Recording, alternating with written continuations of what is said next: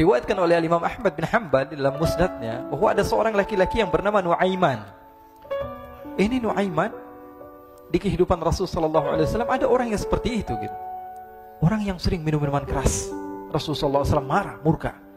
Rasulullah kalau yang berhubungan dengan Rasulullah tidak marah. Tapi kalau sudah berhubungan dengan agama, Rasul sallallahu alaihi wasallam adalah orang yang paling marah, orang yang paling istiqamah dalam kebenaran. Maka Rasulullah panggil Nuaiman, apa yang kau lakukan? Dia katakan, aku minum minuman keras ya Rasulullah. Rasulullah cambuk dia. Kemudian dia bertobat kepada Allah. Kemudian ketahuan lagi minum. Kemudian dicambuk lagi oleh Rasulullah SAW. Sehingga sebagian sahabat memukul dia dengan pukulan yang banyak. Sehingga apa yang berlaku? Sebagian sahabat mengatakan, la'natullahi ala Nuaiman. Semoga Allah melaknat Nuaiman. Dia mempermainkan Rasulullah. Dia bilang sudah mau taubat tapi minum lagi. Dia bilang sudah mau taubat tapi minum lagi. Maka Rasulullah SAW mengatakan, la tal'anuh fa innahu yuhibbullah wa rasulah. Kata Rasulullah, jangan kamu laknat Nuaiman, karena dia itu cinta sama Allah, cinta sama Rasulnya. Dalam riwayat dia dicintai Allah dan dicintai oleh Rasulnya Muhammad sallallahu alaihi wasallam. Ibn Majah menceritakan bahwa Nuaiman ini pernah suatu waktu diajak oleh Sayyidina Abu Bakar pergi ke negeri Syam. Negeri Syam itu di mana? Seperti yang diceritakan tadi, antara daerah Suriah, Lebanon, Yordania, kemudian Palestina. Daerah seperti itu. Umumnya orang Quraisy pada masa itu mereka memiliki rihlah berdagang, membeli dagangan ke Syam, kemudian dijual lagi di kota Makkah. Ketika itu Rasulullah SAW didatangi Abu Bakar. Sayyidina Abu Bakar mengatakan kepada Rasulullah, ya Rasulullah, saya mau izin ya Rasulullah. Mau apa? Saya mau ajak dua sahabat kamu ini ikut berdagang ya Rasulullah. Siapa kata Rasul? Nuaiman. Kata Rasulullah, Nuaiman kamu mau ajak, mau ngapain? Biar seru-seruan aja ya Rasulullah. Kata Rasulullah, ya sudah, saya izinkan kamu bawa Nuaiman. Ketika itu Sayyidina Abu Bakar membawa Nuaiman sama satu sahabat namanya Suwaibid ibn Harmalah. Siapa namanya? Suwaibid ibn Harmalah. Ini sahabat Rasulullah SAW yang memiliki sifat yang berbeda-beda. Kalau Nuaiman ini aneh. Pernah Rasulullah SAW dibawain makanan banyak, dikasih Rasulullah, dikasih sahabat semua. Semuanya sudah makan, tiba-tiba si Nuaiman ini, sahabat Nabi Nuaiman mengatakan kepada Rasulullah, ya Rasulullah, ini yang penjualnya, tolong engkau yang bayar ya Rasulullah. Makanan udah habis. Makanan udah habis, Rasulullah SAW bingung, saya yang bayar. Akhirnya Rasulullah katakan kepada sahabat, ayo keluarkan uang, kita patungan, kita bayar. Rasulullah aja dimainin, apalagi kita orang. Sallu ala Nabi Muhammad. Nuaiman diajak Sayyidina Abu Bakar. Kata Rasulullah SAW, benar kamu mau ajak Nuaiman? Iya ya Rasulullah. Diajaklah akhirnya. Diceritakan dalam riwayat Ibn Majah, diceritakan juga dalam Siyar A'lam An-Nubala, diceritakan juga dalam Musnadnya Imam Ahmad bin Hanbal, dalam riwayat Imam Ahmad bin Hanbal.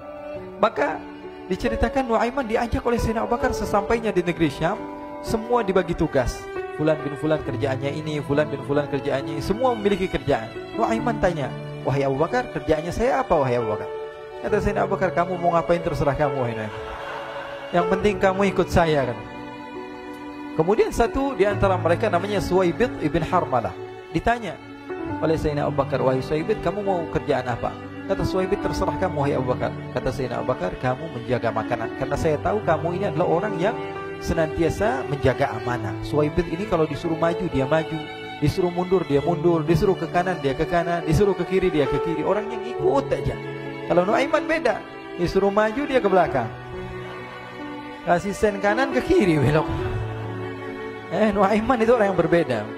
Maka Suwaibid mendapatkan tugas, semua mendapatkan tugas kecuali Nuaiman. Sehingga ikhwani, apa yang berlaku, apa yang terjadi? Sayyidina Abu Bakar pergi sibuk dengan kesibukannya, sehingga datanglah waktu siang. Nuaiman sudah lapar. Nuaiman cari makanan. Dia nggak punya uang, diajak Sayyidina Abu Bakar tapi tidak diberikan uang. Sehingga dia cari-cari makanan. Dia tahu Suwaibid yang jaga makanan. Dikatakan, wahai Suwaibid, saya mau makan, berikan kepada saya satu roti saja. Yang terpenting apa? Saya makan sekarang, saya sudah lapar. Kata Suwaibid, ya Allah Nuaiman, kita tunggu Abu Bakar saja sehingga dia datang, karena ini amanat. Amanat dari Abu Bakar, saya tidak boleh berikan kepada siapapun kecuali atas izin Abu Bakar. Kata Nuaiman, kasih saya makanan, kalau tidak saya bikin masalah sama kamu. Merah wajahnya Suwaibid, karena dia tahu, jangankan saya, Rasulullah aja dimainin. Bingung, apa yang harus saya lakukan? Akhirnya Nuaiman bilang, gampangannya aja, kata Nuaiman, kamu kasih saya makanan, atau kalau tidak saya bikin masalah sama kamu. Bingung Suhaib pikir panjang. Setelah itu dia katakan, ya sudah Nuaiman, saya tetap mau jaga amanah Abu Bakar, karena saya takut ini adalah perintahnya Allah, perintahnya Rasulullah SAW, dan perintah daripada Abu Bakar, sahabatnya Nabi. Kata Nuaiman, kalau memang begitu kamu maunya, ya sudah, berarti kamu ngajakin berantem sama saya. Nuaiman pergi ke pasar. Dia cari-cari tempat penjualan hamba sahaya. Dia lihat-lihat beberapa hamba sahaya. Ini berapa harganya? Ini katanya 10 qalanis. Ini berapa? Ini harganya, hitungan orang zaman dahulu. Kita sih hitung seperti dirham, berapa ratus dirham gitu. 200 dirham. Yang ini berapa? 300 dirham. Yang ini berapa harga hamba sahaya? 300 dirham. Harganya antara 300, 200 sampai 100. Kemudian Nuaiman mengatakan kepada penjual hamba sahaya tersebut, saya punya juga hamba sahaya, tapi saya jual cuma 20 dirham saja, murah. Apa benar ada hamba saya harganya segitu? Iya, karena dia punya aib, ada kekurangan. Apa? Nanti kalau kalian tangkap, dia bakalan teriak, saya ini bukan hamba sahaya, tapi orang merdeka. Akhirnya semua orang berkumpul mau beli. Ini Nuaiman sama Nuaiman diajak ke Suhaib bin Harmalah tadi. Kata Nuaiman, itu ada orang yang berdiri sedang menjaga makanan, itu hamba sahaya saya, tangkap saja. Oh, baik. Diberikan uang 20 dirham, dimasukkan oleh Nuaiman ke kantongnya, kemudian Suhaib ditangkap. Ketika ditangkap, Suhaib teriak, saya bukan hamba saya orang merdeka. Maka orang-orang tersebut mengatakan, saya sudah tahu kekurangan kamu. Ini memang kekurangan kamu, memang kamu, tapi saya tidak perlu dengan bacot kamu, yang penting kerjanya kamu gitu. Ya kan hamba saya untuk apa? Untuk kerja. Mau dia ngomong apa, mau ngomel, terserah, yang penting dia mau kerja. Akhirnya ditangkaplah Suhaib dan dijual di pasar. Nuaiman punya uang banyak ini. Dia beli makanan, dia beli minuman, dia beli hadiah buat Rasulullah. Dia beli macam-macam di negeri Syam ini. Waktu itu adalah superpower, adidaya, Romawi. Pada masa itu semua barang mahal. Tapi Nuaiman banyak uangnya. Dia belanja ini, belanja itu. Sehingga Sayyidina Abu Bakar pun pulang. Ketika Sayyidina Abu Bakar pulang, Sayyidina Abu Bakar cari, mana ini Suhaib? Kita semua sudah lapar. Kata Nuaiman dengan mudahnya dia mengatakan, sudah saya jual wahai Abu Bakar. Maka Sayyidina Abu Bakar bertanya, apa yang kau lakukan wahai Nuaiman? Diceritakan oleh Nuaiman dengan jujur. Nuaiman ini orangnya apa adanya, tapi nyusahin. Saya jual. Akhirnya dibawa oleh Nuaiman, Sayyidina Abu Bakar pergi ke mana? Ke pasar. Lalu dibeli lagi oleh Sayyidina Abu Bakar As-Siddiq, Suhaib yang tadinya orang merdeka menjadi hamba sahaya sebentar, kemudian dibeli lagi oleh Sayyidina Abu Bakar. Pulang ke Madinah, kisah ini diceritakan di hadapan Rasulullah SAW. Maka perawi mengatakan, fadhahikan nabiyyu hatta badat nawajiduhu.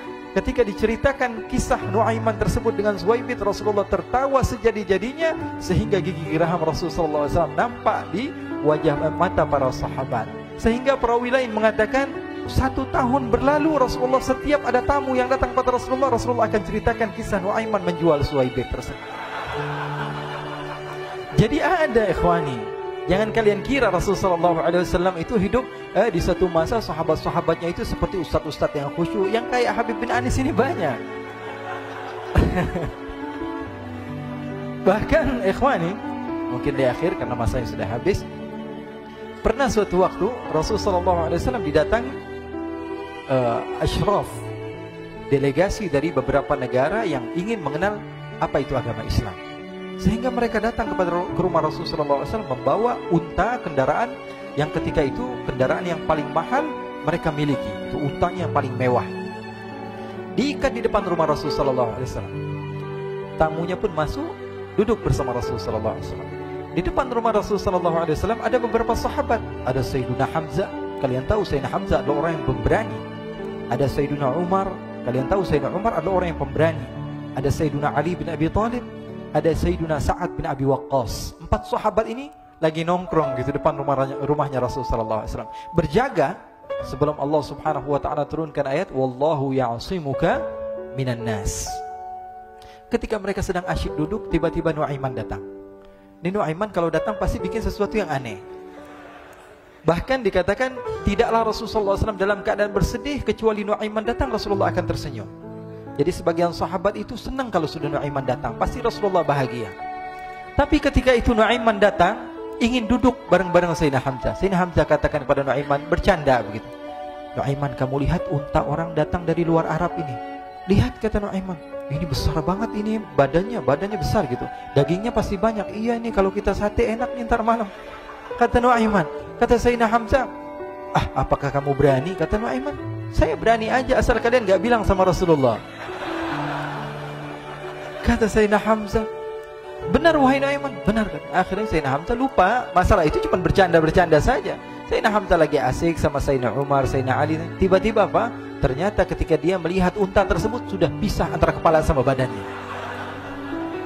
Nuaiman mengatakan, wahai Hamzah, ini unta saya sudah potong, saya mau pergi sebentar. Kalau Rasulullah cari saya, tolong jangan beritahu di mana saya. Nanti kalau keadaan sudah aman, mari kita nyate bareng-barengan. Ini ada yang seperti itu di zaman Rasulullah SAW. Maka dia pun berlari dan berlari mencari satu tempat supaya Rasulullah SAW dia selamat daripada Rasulullah SAW. Sehingga Sayyidina Hamzah bingung, ini kalau Rasulullah keluar gimana? Ada Hamzah Asadullah, ada Ali bin Abi Thalib, ada Umar, gak bisa jaga kendaraannya tamunya Rasulullah SAW. Akhirnya benar apa yang terjadi, ikhwani. Rasulullah SAW tamunya mau pulang. Ketika dia buka pintu tamu melihat apa? Untanya sudah begitu. Mereka teriak, wa naqata, unta kami wahai Muhammad. Baru mau kenal Islam, unta kami, kendaraan kami sudah dibuang. Rasulullah SAW lihat Sayyidina Hamzah, lihat Sayyidina Ali. Mereka gak bisa ngomong, mereka hanya bilang apa? Nuaiman ya Rasulullah.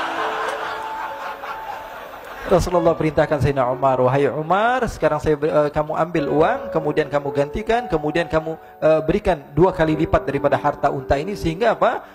Agama Islam tidak didengar dengan sesuatu yang tidak baik di luar sana. Akhirnya diberikan harta, diberikan unta yang baru dan diberikan harta yang lebih untuk orang tersebut, sehingga orang tersebut tidak menjelek-jelekan agama Islam. Kata Rasulullah SAW, dan sekarang waktunya kita balas dendam sama Nuaiman. Nuaiman ternyata berlari tempat yang jauh sampai hampir keluar dari kota Madinah. Dia dapatkan seorang sahabat Nabi yang hadir juga dalam peperangan Badar, namanya Al-Miqdad bin Al-Aswad. Siapa namanya? Al-Miqdad bin Al-Aswad ketika itu sedang menggali sumur. Ketika sedang menggali sumur, Nuaiman datang. Nuaiman katakan kepada Miqdad, wahai Miqdad, wahai sahabat Rasul, kamu orang yang hadir dalam peperangan Badar, kamu adalah orang yang hebat. Dipuji-puji sama Nuaiman. Ada maunya ini. Akhirnya dia bilang, wahai Miqdad, tolong saya. Kenapa wahai Nuaiman? Kamu ini kekasihnya Rasulullah, orang yang disayang sama Rasulullah. Kenapa? Saya ini sedang dikejar-kejar orang jahat. Tolong selamatkan saya. Saya pengen masuk ke dalam sumur, boleh atau tidak? Kata Miqdad, siapa yang mengejar kamu? Pokoknya saya dikejar sama orang-orang. Kamu mau atau tidak selamatkan saya? Ya sudah, selagi kamu itu adalah sahabat Nabi, silahkan kamu masuk. Masuk akhirnya Nuaiman ke dalam sumur tersebut. Lalu Nuaiman mengatakan, wahai Miqdad, dia keluar lagi. Nanti kalau ada yang cari saya, tolong jangan beritahu saya di dalam sumur ya. Kata Miqdad, baiklah. Kata Nuaiman, siapapun yang bertanya tentang saya, kamu tidak akan kasih tahu. Iya, kata. Walaupun Rasulullah yang tanya saya. Katanya, enggak mungkin Rasulullah datang ke tempat sejauh ini. Iya, walaupun Rasulullah. Akhirnya masuk Nuaiman. Setelah beberapa menit Rasulullah dan rombongan benar datang. Miqdad bingung ini. Ini kenapa Rasulullah datang ke RW kami ini? Ada apa ini Rasulullah sampai sejauh ini? Ditanya, ya Rasulullah, ada apa ya Rasulullah? Kata Rasulullah, saya cari Nuaiman. Di mana Nuaiman? Innalillah, kata Miqdad.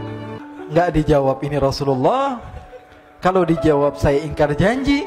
Akhirnya apa dia katakan? Wahai Rasulullah, mata saya tidak memandang kepada Nuaiman, tapi tangannya nunjuk ke dalam sumur. Sahabat. Apa dia bilang? Mata saya tidak melihat kepada Nuaiman, tapi tangannya nunjuk ke sumur. Akhirnya dibuka sama Rasulullah, Nuaiman muncul. Kata Rasulullah, Nuaiman, kamu bikin malu saya, wahai Nuaiman. Ya Rasulullah, yang bersalah bukan saya, tapi orang yang mencari saya bersama kamu, ya Rasulullah. Akhirnya Rasulullah nengok siapa, ternyata Nuaiman sudah lari kabur.